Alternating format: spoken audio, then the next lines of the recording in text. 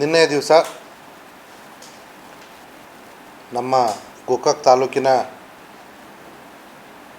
ಕೊಣ್ಣೂರು ಗ್ರಾಮದಲ್ಲಿ ನಮ್ಮ ದೇಶದ ಹೆಮ್ಮೆಯ ಮಗಳಾದ ಕರ್ನಲ್ ಸೋಫಿಯಾ ಕುರೇಶಿ ಅವರು ಕುಟುಂಬಸ್ಥರು ಇಲ್ಲಿರ್ತಾರೆ.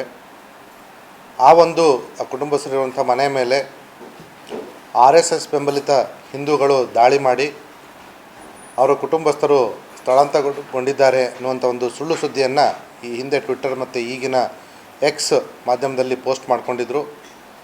ಆ ವಿಚಾರವಾಗಿ ನಮ್ಮ ಜಿಲ್ಲಾ ಸಾಮಾಜಿಕ ಮಾಧ್ಯಮ ಮಾನಿಟರಿಂಗ್ ಸೆಲ್ ಏನಿದೆ ಅವರು ತಕ್ಷಣ ಈ ಮಾಹಿತಿಯನ್ನು ನಮ್ಮ ಗಮನಕ್ಕೆ ತಂದರು. ನಮ್ಮ ಜಿಲ್ಲಾ ಸಾಮಾಜಿಕ ಮಾಧ್ಯಮ ಮಾನಿಟರಿಂಗ್ ಸೆಲ್ನವರು ಕೂಡ ಅಲ್ಲಿ ಒಂದು ರಿಜಾಯಿಂಡರ್ ಹಾಕಿದ್ರು. ಜೊತೆಗೆ ನಾನು ಕೂಡ ಒಂದು ಆ್ಯಸ್ SP ಆಫ್ ಬೆಳಗಾವಿ ಅಲ್ಲಿ ಒಂದು ಕಾಮೆಂಟ್ ಮಾಡಿದೆ. ಇದು ಒಂದು ಸುಳ್ಳು ಸುದ್ದಿ ಮತ್ತು ಈ ರೀತಿ ಸುಳ್ಳು ಸುದ್ದಿ ಹರಡೋರ ಮೇಲೆ ನಾವು ಕ್ರಮ ತೊಗೊಳ್ತೀವಿ, ಡಿಲೀಟ್ ಮಾಡದೇ ಇದ್ದರೆ ಅನ್ನುವಂಥ ಒಂದು ಪೋಸ್ಟನ್ನು ಹಾಕಿದಾಗ ತಕ್ಷಣ ಆ ವ್ಯಕ್ತಿ ಅದನ್ನು ಡಿಲೀಟ್ ಮಾಡಿದ್ದಾನೆ. ಮತ್ತು ಈಗಾಗಲೇ ಈ ಸೋಫಿಯಾ ಕುರೇಶಿಯವರು ನಮ್ಮ ದೇಶದ ಪ್ರತಿಯೊಬ್ಬರ ಮನೆಯಲ್ಲಿ ಮಾತಾದಾಗ ನಮ್ಮ ಪೊಲೀಸರನ್ನ ಅವರ ಮನೆಗೆ ಕಳಿಸಿ ಅವರ ಕುಟುಂಬಸ್ಥರಿಗೆ ಯಾವುದನ್ನು ಮಾಡಬೇಕು ಯಾವುದನ್ನು ಮಾಡಬಾರ್ದು ಅನ್ನೋಂಥ ಒಂದು ಸೂಕ್ಷ್ಮವಾಗಿ ಕೂಡ ಹೇಳಿಕೊಟ್ಟಿದ್ವಿ. ನಿನ್ನೆ ದಿವಸ ಕೂಡ ಈ ಒಂದು ಮಾಧ್ಯಮದಲ್ಲಿ ಸುದ್ದಿ ಬಂದ ಮೇಲೆ ಮತ್ತೊಂದು ಬಾರಿ ನಮ್ಮ ಪೊಲೀಸರನ್ನ ಅವ್ರ ಮನೆಗೆ ಕಳಿಸಿ ಎಚ್ಚರಿಕೆಯಿಂದ ಇರಲಿಕ್ಕೆ ತಿಳಿ ಹೇಳಿದ್ವಿ. ಮತ್ತು ಈಗಾಗಲೇ ಈ ವ್ಯಕ್ತಿ ನಾವು ಮೇಲ್ನೋಟಕ್ಕೆ ಒಂದು ಪ್ರಾಥಮಿಕ ಹಂತದ ವಿಚಾರಣೆ ನಡೆಸಿದಾಗ ಈ ವ್ಯಕ್ತಿ ಮೂಲತಃ ಬ್ರಿಟಿಷ್ ಕೊಲಂಬಿಯಾ ಕೆನಡಾದವನು ಇರೋದಾಗಿ ವೆರಿಫೈಡ್ ಅಕೌಂಟ್ ಟ್ವಿಟ್ಟರ್ನಿಂದ ಮಾಹಿತಿ ಬಂದಿದೆ. ಆದಾಗ್ಯೂ ಕೂಡ ನಾವು ಒಂದು ಅಫಿಷಿಯಲಿ ಒಂದು ಅರ್ಜಿಯನ್ನು ದಾಖಲೆ ಮಾಡಿಕೊಂಡು ಇದರ ಬಗ್ಗೆ ವಿವರಣೆಯನ್ನು ಟ್ವಿಟ್ಟರಿಂದ ಕೇಳಿದ್ದೀವಿ. ಮುಂದಿನ ದಿನಗಳಲ್ಲಿ ಆ ವ್ಯಕ್ತಿ ಭಾರತ ಮೂಲದವನಾಗಿದ್ದರೆ ಅವನ ಮೇಲೆ ಒಂದು FIR ಕೂಡ ದಾಖಲು ಮಾಡ್ತಾಯಿದ್ದೀವಿ. ಮೇಲ್ನೋಟಕ್ಕೆ ಅವನು ಹೊರದೇಶದವನು ಅಂತ ಗೊತ್ತಾಗಿರೋದ್ರಿಂದ ನಾವು ಸದ್ಯಕ್ಕೆ FIR ಮಾಡಿರೋದಿಲ್ಲ. ಹಾಗಾಗಿ ಕೇವಲ ಅರ್ಜಿಯನ್ನು ಒಂದು ರಿಜಿಸ್ಟರ್ ಮಾಡಿಕೊಂಡು NC ಅರ್ಜಿಯನ್ನು ರಿಜಿಸ್ಟರ್ ಮಾಡಿಕೊಂಡು ನಾವು ಬೇಕಾದ ಮಾಹಿತಿಯನ್ನು ಕಲೆ ಹಾಕ್ತಾಯಿದ್ದೀವಿ. ಅವಶ್ಯಕತೆ ಬಿದ್ದರೆ ಇಮಿಡಿಯೇಟ್ಲಿ FIR ಮಾಡ್ತೀವಿ. ಹೌದು, ಅವರಿಗೆ ಮಾಹಿತಿ ಕೇಳಿ. ಈಗ ಟ್ವಿಟ್ರಲ್ಲಿ ತಮಗೆ ಗೊತ್ತಿರೋ ಹಾಗೆ ಒಂದು ಬ್ಲೂ ಟಿಕ್ ಅನ್ನುವಂಥ ಒಂದು ಫೀಚರ್ ಇದೆ. ಬ್ಲೂ ಟಿಕ್ ಇದೆ ಅಂತಂದರೆ ಅದನ್ನು ಟ್ವಿಟ್ಟರ್ನವರು ವೆರಿಫೈ ಮಾಡಿರ್ತಕ್ಕಂಥದ್ದು. ಈ ವ್ಯಕ್ತಿ ಅನಿಸುದ್ದೀನ್ ಅಂತ ತನ್ನ ಬಗ್ಗೆ ತಾನೇ ಹೇಳ್ಕೊತಾನೆ, ಅವನ ಅಕೌಂಟಿಂದ ಬಂದಿರತಕ್ಕಂಥದ್ದು. ಇವೆಲ್ಲದರ ನಡುವೆ ಒಂದು ಒಳ್ಳೆಯ ಬೆಳವಣಿಗೆ ಅಂದರೆ ನಾವು ಇದು ಸುಳ್ಳು ಸುದ್ದಿ ಅಂತ ಹೇಳಿ ವಾರ್ನ್ ಮಾಡಿದ ತಕ್ಷಣ ಆ ವ್ಯಕ್ತಿ ಆ ಪೋಸ್ಟನ್ನು ಕೂಡ ಡಿಲೀಟ್ ಮಾಡಿದ್ದೇನೆ. ಆದಾಗ್ಯೂ ಕೂಡ ಆ ವ್ಯಕ್ತಿಯ ಬಗ್ಗೆ ಹೆಚ್ಚಿನ ಮಾಹಿತಿಯನ್ನು ನಾವು X ಲೀಗಲ್ ಸೆಲ್ನವರಿಗೆ ನೋಟಿಸ್ ಕಳಿಸಿ ಕೇಳ್ತಾ ಇದ್ದೀವಿ. ಹೆಚ್ಚಿನ ಮಾಹಿತಿ ಬಂದಮೇಲೆ ಅವಶ್ಯಕತೆ ಬಿದ್ದರೆ ನಾವು FIR ಕೂಡ ಮಾಡ್ತೀವಿ. ಅವನು ಭಾರತದಲ್ಲೇ ಇದ್ದರೆ ಅವನ್ನ ಅರೆಸ್ಟ್ ಕೂಡ ಮಾಡ್ತೀವಿ. ಆಲ್ರೆಡಿ ನಮ್ಮ ಪೊಲೀಸರನ್ನ ಅಲ್ಲಿ ನಿಯೋಜನೆ ಮಾಡಲಾಗಿದೆ. ಆದರೆ ಅವ್ರ ಕುಟುಂಬಸ್ಥರು ಆಲ್ರೆಡಿ ಮಿಲಿಟ್ರಿಯಲ್ಲಿರೋದ್ರಿಂದ ಅವರಿಗೂ ಕೂಡ ಈ ಸೂಕ್ಷ್ಮತೆಗಳು ಅರಿವಿದೆ.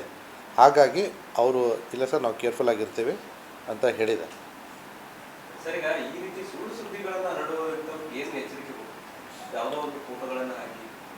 ಈಗ ತಮಗೆ ಹಲವಾರು ಬಾರಿ ನಾವು ಕೂಡ ಹೇಳಿದ್ದೀವಿ, ಕೆಲವೊಂದು ಪ್ರಕರಣಗಳಲ್ಲಿ ಕ್ರಮಗಳನ್ನ ಕೂಡ ತೊಗೊಂಡಿದ್ದೀವಿ.